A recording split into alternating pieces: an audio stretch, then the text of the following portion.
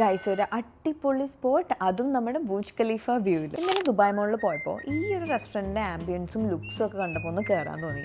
പിന്നെ അവിടുത്തെ menu check ചെയ്തപ്പോൾ അത്യാവശ്യം ബഡ്ജറ്റ് ഫ്രണ്ട്ലി ആയിട്ടും ഫീൽ ചെയ്തു. ഇൻഡോർ വേണോ ഔട്ട്ഡോർ വേണോ എന്ന് ചോദിച്ചപ്പോൾ ഞാൻ ഔട്ട്ഡോർ പറഞ്ഞു. പക്ഷേ ഇതാണ് അതിൻ്റെ വ്യൂ എന്ന് ഞാൻ അറിഞ്ഞില്ലായിരുന്നു. And the restaurant name is സിസ്റ്റിൻയെ. ആ സമയത്ത് എനിക്ക് അതിൻ്റെ പ്രൊനൗൺസിയേഷൻ കിട്ടാത്തതിന് കളിയാക്കായിരുന്നു അവിടെ എല്ലാവരും കൂടെ. ദുബായ് മോളിലെ എല്ലാ റെസ്റ്റോറൻറ്റ്സും ഒന്നും എക്സ്പ്ലോർ ചെയ്തിട്ടില്ല. പക്ഷേ ഈ ഒരു റെസ്റ്റോറൻറ്റ് എനിക്ക് പേഴ്സണലി ഭയങ്കര ഇഷ്ടമായി.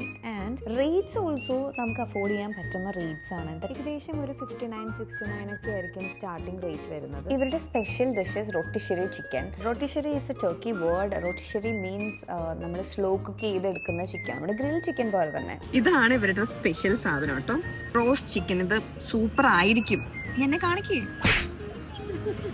സൂപ്പർ ആയിരിക്കും. ഞങ്ങളിപ്പോൾ ഓർഡർ ചെയ്തിട്ടുള്ളത് റോട്ടിഷെറി ചിക്കനും പിന്നെ ചിക്കൻ റൈസും ചിക്കൻ വിങ്സും പിന്നെ സാലഡ്സും ആണ് ഓർഡർ ചെയ്തേക്കണേ.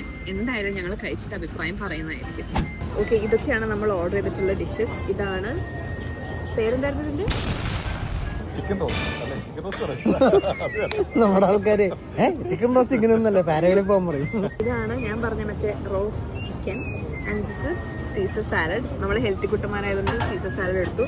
ആൻഡ് ദിസ് ഇസ് ഡൈനമൈറ്റ് സോസിന്റെ കഴിച്ചോക്കട്ടെ. നല്ല ടേസ്റ്റ് ഉണ്ട്, കൊള്ളാം, അടിപൊളി കേട്ടോ.